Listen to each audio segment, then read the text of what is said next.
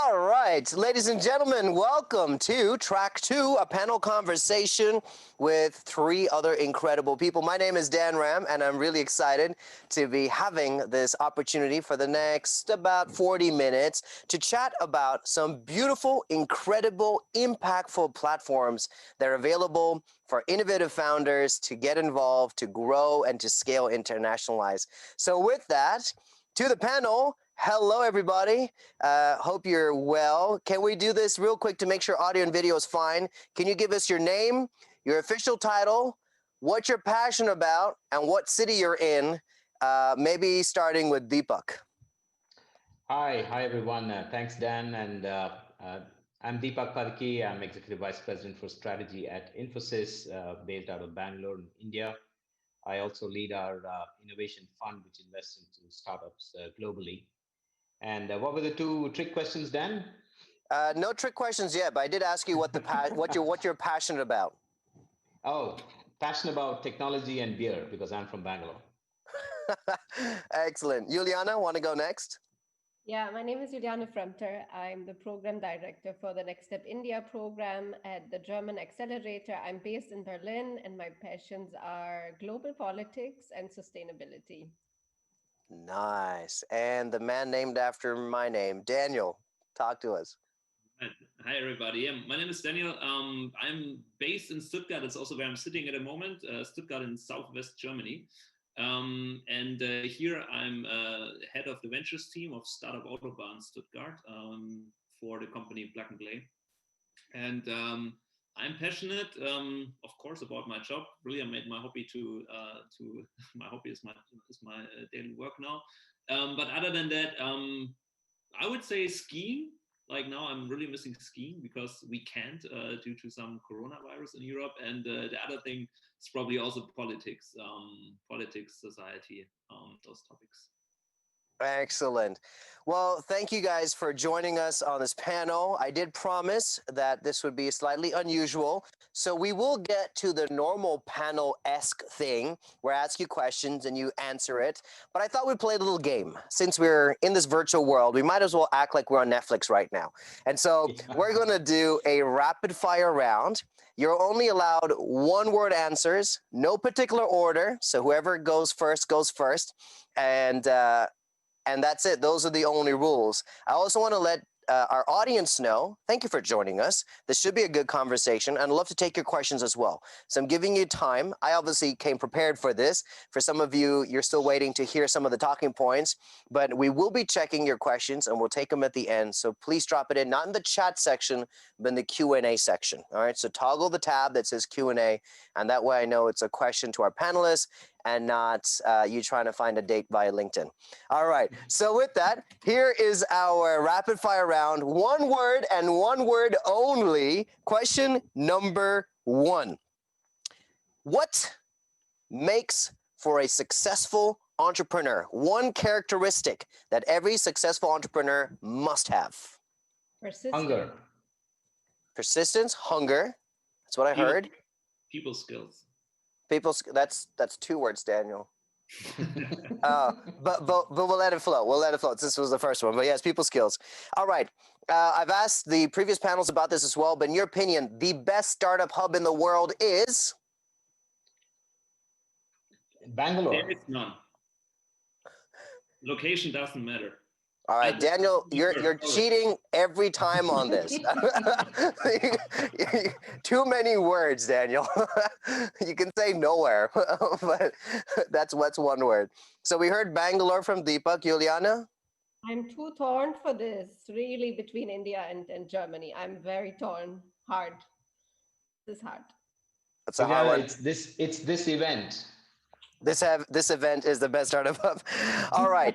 This one might be a little bit easier. If you had to name 1 role model in the startup space, and especially curious for those who've talked about sustainability and others. So who is your role model in the startup space? Ooh. I was going to say Zuckerberg, actually. Okay. Mark Zuckerberg. Good. For Audacity. Yes. True. I'll give you a startup name. Our Food. Okay. You may or may not know, but this startup is a Hyderabad-based startup that is providing access to tools to process farm produce very close to the farmer, and is actually increasing the income of the farmers where it actually happens. Which is particularly important given what's going on politically in India right now. So thank you for sharing that, Juliana. Daniel, can you do one word? Jimmy? Jimmy? Jimmy Carter? Jimmy Fallon? Jimmy... Jimmy Wales, founder of Wikipedia. Okay. Because, he founded probably one of the biggest, I think, top 5 website in the world, and he's not taking any money for it and gave it to society. Yes, love those models. Excellent. You know what? One word was pretty okay. I think I'm going to increase. Let's go with one sentence, all right? With less than 5 commas, not like a connected sentence with lots of commas. So, what do you look for when you consider the feasibility or the viability of a startup? I'm sure you're in positions where entrepreneurs are coming and talking to you, pitching. What is something that you're looking for that makes you go, there's something here? One sentence answer. I'd look for innovation. Okay. Considering that our programs are cross-border, I look for adaptability quotient. Very good. Team. All right. Now you're giving me the one-word answer. you were allowed a whole sentence, Daniel. But important is I always because I don't think ideas are that important in most cases, not in every case, but often it's questionable how important the idea actually is. I think key is really the team, and why is that the team who can pull it off? That's absolutely. It's a good answer. What do you think is the greatest resource each of your platforms can provide to a startup? Network. Okay. Definitely a global network. Yeah. I think from our perspective, it would be distribution. Okay. Very good. And for us, it's network, but specific to the business unit experts of our network. So not some innovation scouts, nothing against them. I'm one of them, but the real expert for the topic you're working in. Okay, excellent. So let's move to a little bit more of free form. Each of you are heading up platforms where you've seen tens, maybe even hundreds of startups at this point coming through. The question is, some startups seem to have it all, right? They've got cash, they've got team, they've got network, they've got resources, they've got a business plan, they've got everything, and they still fall apart. And others who are in the most unlikely situation seem to succeed.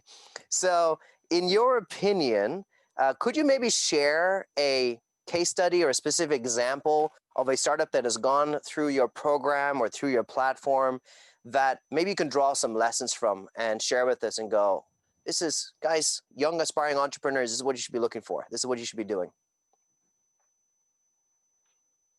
Well, I can go first, Dan, if that's okay. It's fine. Please do, Deepak.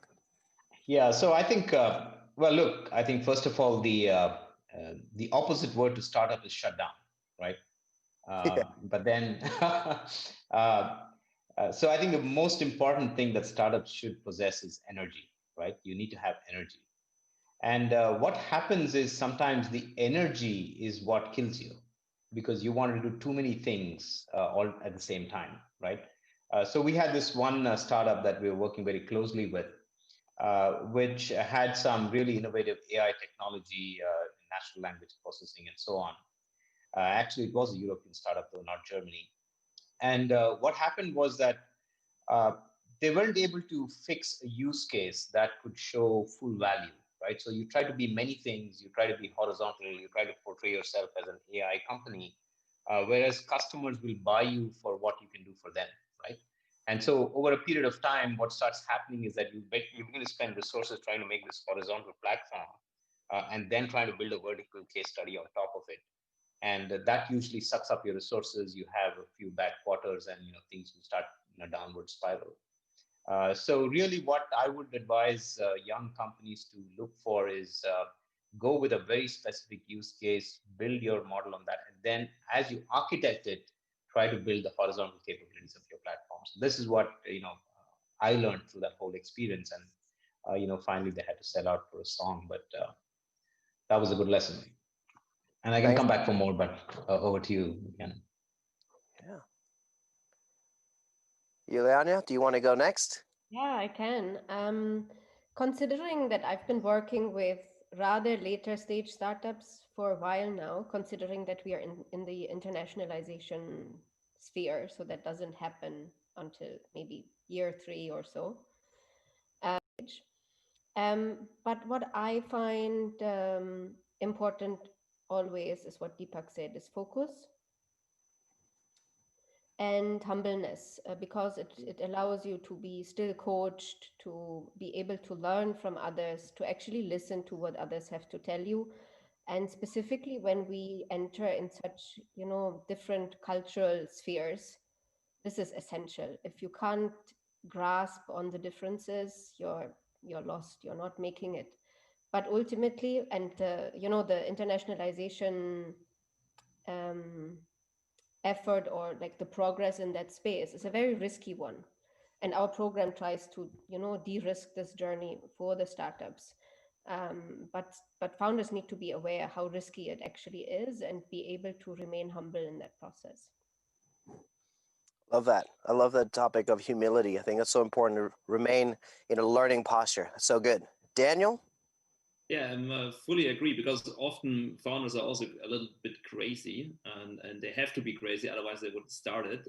But sometimes it's too much. So you need to be kind of insane enough, and at the same time humble enough. I think that's a big challenge. But I also agree with everything Juliana and Deepak said. I would maybe add one thing to it, which is very important. And I've seen that now we had 300 startups already did pilot projects on our platform, Startup Autobahn. And one thing which really speaks to me now, I thought about it, who failed? And it's so often timing. I would say timing is everything. Like, for example, let's take big examples, the ones everybody knows about.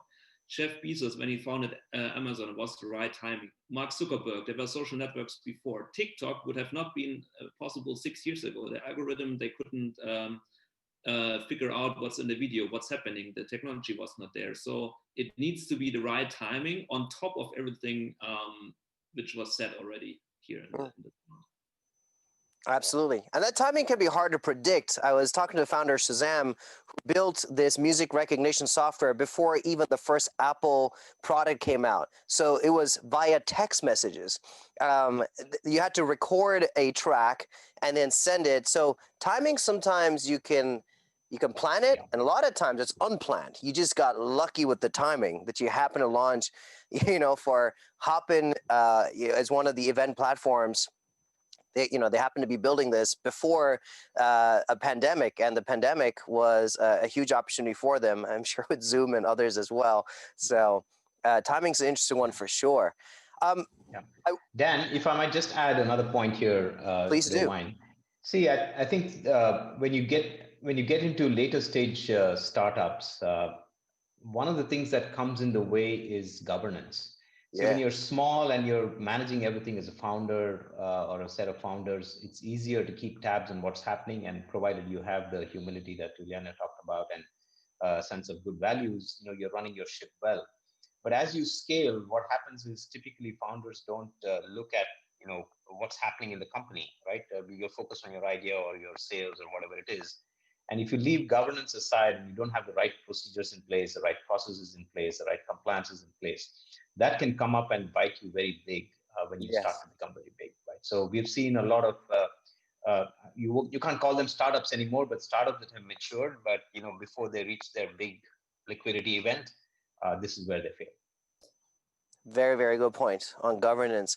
Now, here's the thing for founders, for those at the helm of the ship, to use your analogy, making decisions, everything's pulling at them in all corners. Now, for one of the definitions of a startup is limited resources, right? So you have everything from strategy to HR to marketing and sales to figuring out how social media is going to happen to hiring the right people to deal with investors to stakeholders. Like, there's so much going on.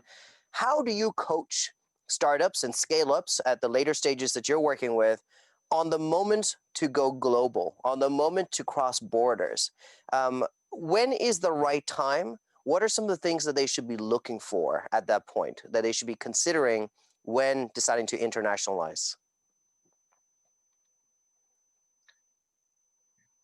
Juliana, you want to go first? Go ahead. Yeah, go for it. One thing that we are looking for on a larger scale is the existing traction that they have in their home market. Yeah. Considering that we specifically don't support in going international in Europe, but mostly outside of Europe, so the US and Asia. I would also be looking, does that startup have prior experience to scale to markets that are more similar, like closer to them? And then are they operationally ready, right? That's another element that we look into, because scaling internationally requires, governance. As Deepak said, there needs to be processes in place for you to actually cater to these other markets.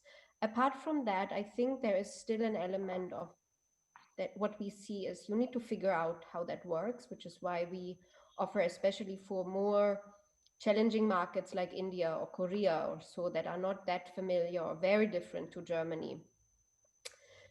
We offer exploration programs to actually evaluate if there is indeed a fit before you actually put resources into that market. So we offer shorter term programs that allow you to find a couple of proof points for you to move forward with the strategy to enter that specific market. Thank you for that, Juliana.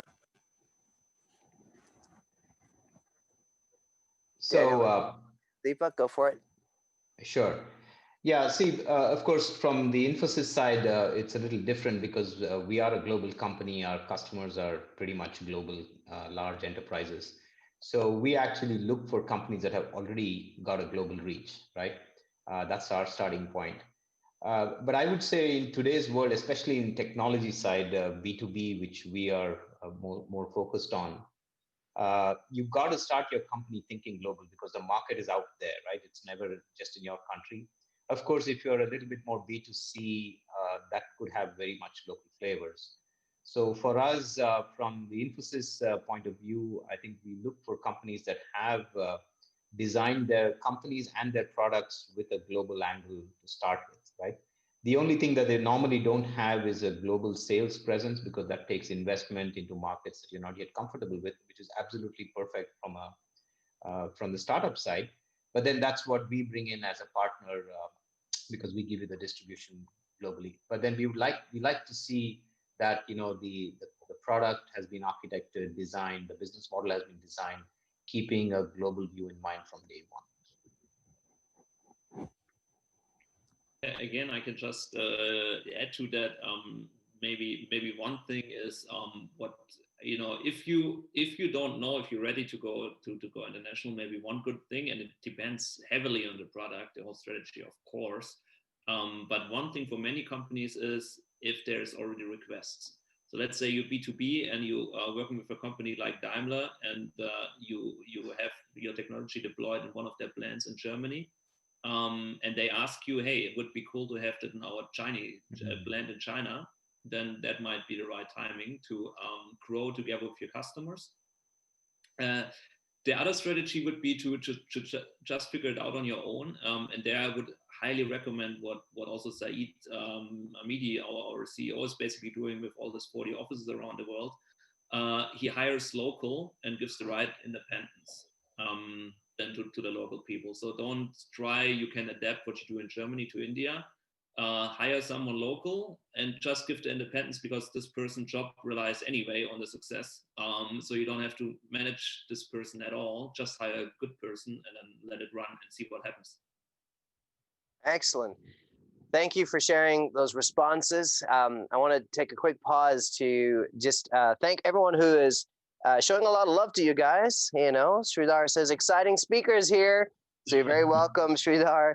Sarang, Rajesh, Almar, Gautam, I see all of your comments over here. So please keep the questions coming, put them in Q&A, and then we'll certainly take These questions, there's a questions about timeframes, questions about platform. So keep them coming. I am paying attention to those questions, and then we'll certainly take them in. All right. Question for Juliana and Daniel. How do you pitch India to German startups? And without giving any hate, so I'm currently in India right now. I'm broadcasting from Coimbatore. I split my time between Germany and India and other parts. I love this country, but boy, is it complex. Huge market, huge opportunities, but everything takes forever and in very convoluted ways. There is no like clear linear path. Now, for a German context, this is like the ultimate nightmare because Germany's like the polar opposite of this. Everything happens exactly as you say it's going to happen. Daniel, you and I have worked on Startup Autobahn in Stuttgart, and I know how perfect everything rolls. On the other hand, here, it's a little bit different. So tell me, how do you pitch India? How do you position India to German startups? I mean, as in a startup, nothing goes as planned. So I think startups True. are the best if they're Germans who are made for India. Maybe that's just from the nature of it. Other than that, I do if I'm not an expert on something, I do what I always do. I try to help and get the startup in touch with the right experts. So this is where Chinsep comes in. This is where this network I have here comes in, and also Startup Autobahn India. So in that case, I keep it simple. I just connect the right people with each other. And I think that's a general advice I would also anyway give to everybody. Don't ask everybody for advice. I don't think that makes sense to run around and tell the idea everybody. Many people in the startup scene say that, but I always say no, pick the right people and only talk to them. Otherwise you get confused. And in India, pick people, the best would be Germans, who have a German startup founders who successfully went to India.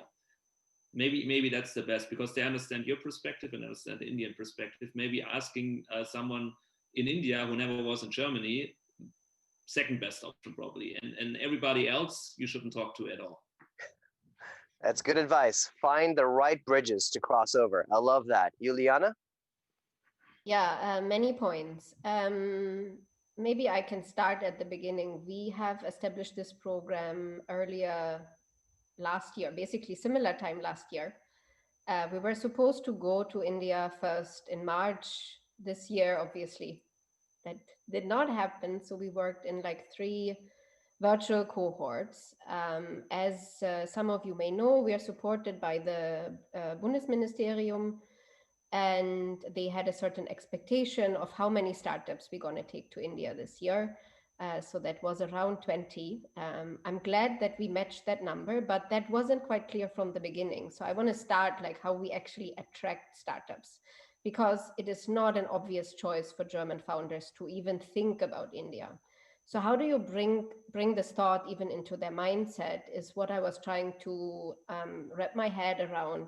And rather than speaking about the large population, GDP, and all these like interesting but rather boring numbers and so on, because they don't add value to the individual startup.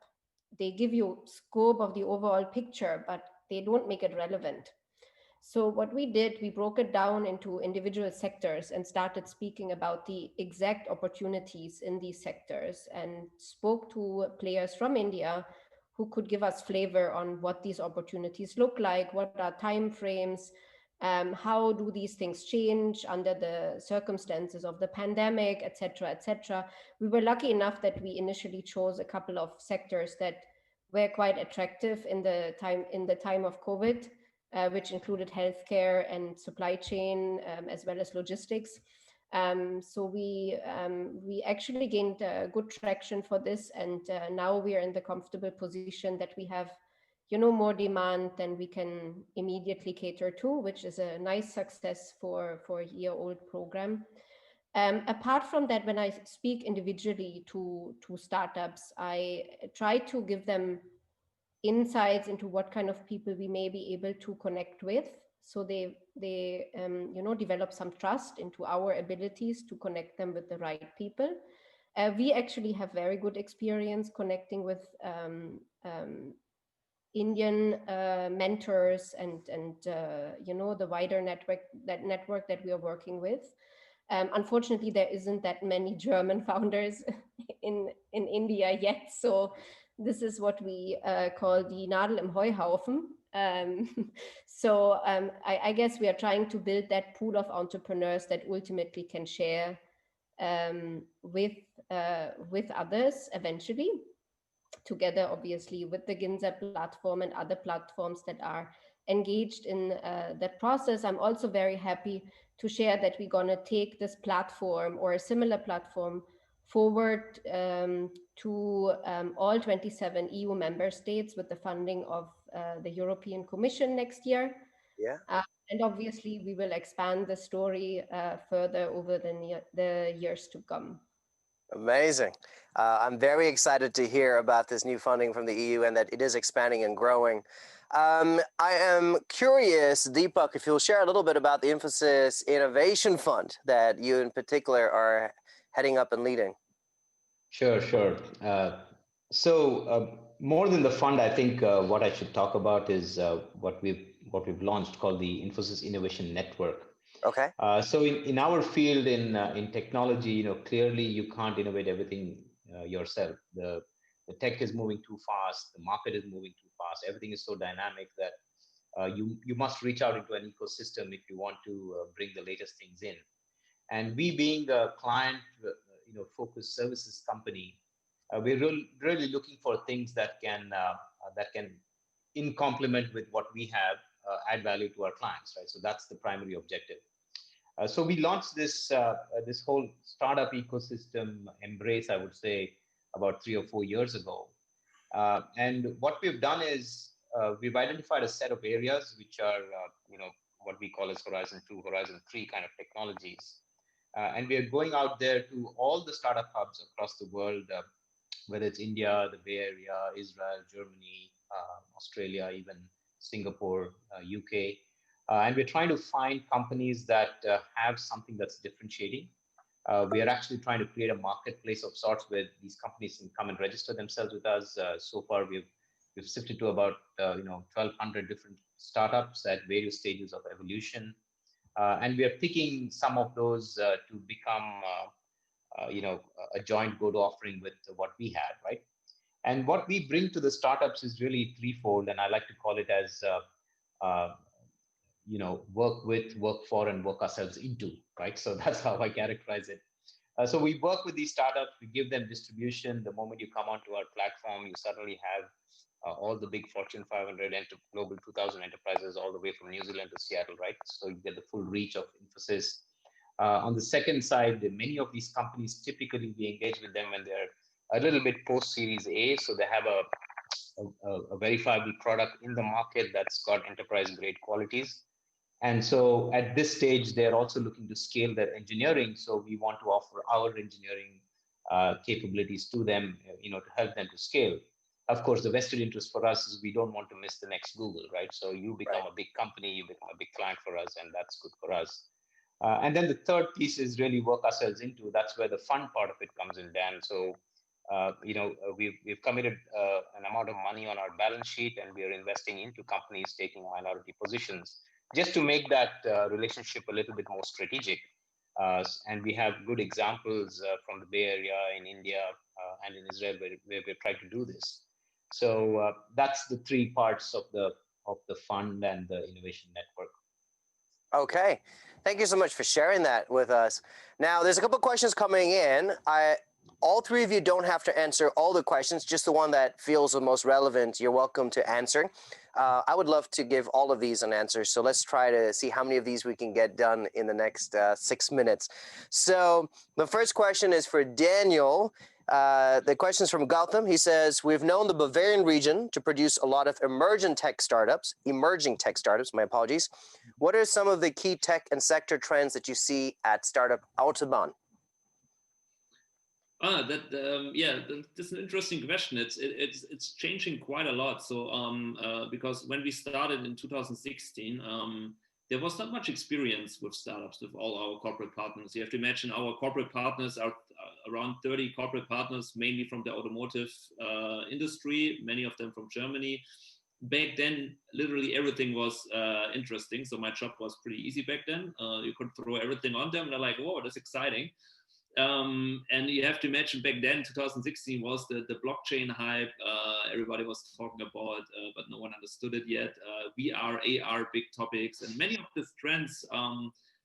Now they're coming again, and now they're kind of serious. Back, like most of these projects failed, and everybody was talking about VR, and Facebook will be the next VR, and stuff like that, and nothing happened. And then we had Google Glasses and things like that, and now it's coming back, and now it's coming back more serious with a real use case behind it, a real business model behind it.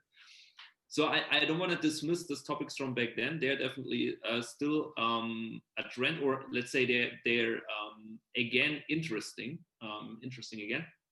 And the other topic would be everything in the direction of sustainability, no matter what you like. And with sustainability, you can really we can talk about human rights, of course, plastic waste, and so on. All of that is very interesting, and there's also a big cultural shift among consumers, and our partners want to reflect that. And then, of course, I would say 2020 is the year where everybody understood the seriousness of in what we're in, not only from climate warming, but also artificial intelligence, for example, working remotely, or like so many aha moments with GPT-3. I mean, 2020 will be one of the best years ever we had, despite coronavirus, because we discovered 3 breakthroughs in health.